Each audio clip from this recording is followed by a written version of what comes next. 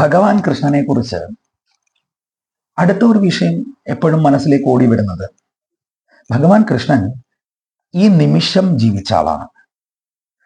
എപ്പോഴും നമ്മൾ ചിന്തിക്കേണ്ട ഒരു കാര്യം. ഇപ്പൊ പലപ്പോഴും പലരും ഇങ്ങനെ പറഞ്ഞു കേട്ടിട്ടുണ്ട്, മരണത്തിന് ശേഷം സ്വർഗത്തിൽ പോവോ നരകത്തിൽ പോവോ.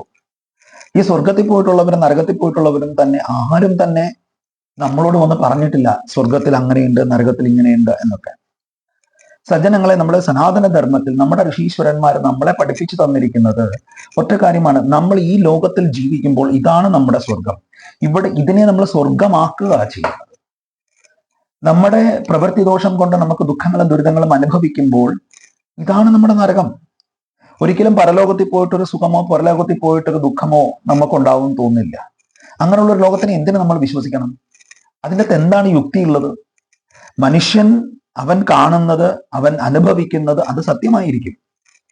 ആ കാണുന്ന അവന്റെ ചിന്തകളുണ്ട്. പ്രായോഗിക തലത്തിൽ ഇതെല്ലാം ആവശ്യമാണ്.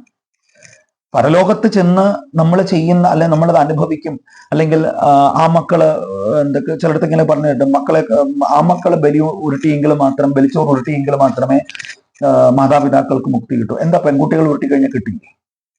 അപ്പൊ നമ്മൾ പ്രായോഗികമായിട്ട് പല വിഷയങ്ങളും ചിന്തിക്കേണ്ടതായിട്ടുണ്ട്. എപ്പോഴും നമ്മൾ മനസ്സിലാക്കിയിരിക്കേണ്ട വിഷയം, അത് ആൺകുട്ടി ഉരുട്ടിയാലും പെൺകുട്ടി ഉരുട്ടിയാലും അവരുരുട്ടുന്നതിലൂടെ അല്ല മോക്ഷം കിട്ടുക. മോക്ഷം എന്ന് പറയുന്ന സാധനം നമ്മൾ ജീവനോടെ ഇരിക്കുമ്പോൾ ഈ ഭൂമിയിൽ നിന്ന് കൊണ്ടുപോകേണ്ട ഒരു സാധനമാണ്, അല്ലാതെ പരലോകത്ത് പോയി നമുക്ക് വാങ്ങിക്കുന്ന ഒരു സാധനമല്ല. അങ്ങനെ ഹിന്ദു ധർമ്മശാസ്ത്രങ്ങളിൽ ഒരിടത്തും എഴുതപ്പെട്ടിട്ടില്ല. സ്വർഗത്തിൽ പോയാൽ സുഖം കിട്ടും, നരകത്തിൽ പോയാൽ ഈ ദുഃഖം കിട്ടും, ഒരിടത്തുമില്ല. ഉള്ളൂരിന്റെ ഒരു കവിത എനിക്ക് ഓർമ്മ വരുന്നുണ്ട്. നമുക്കു നാമേ പണിപതുനാകും നരകവും അതുപോലെ. അത്ര സുന്ദരമായിരിക്കുന്ന വരികളാണെന്ന് നോക്കുക.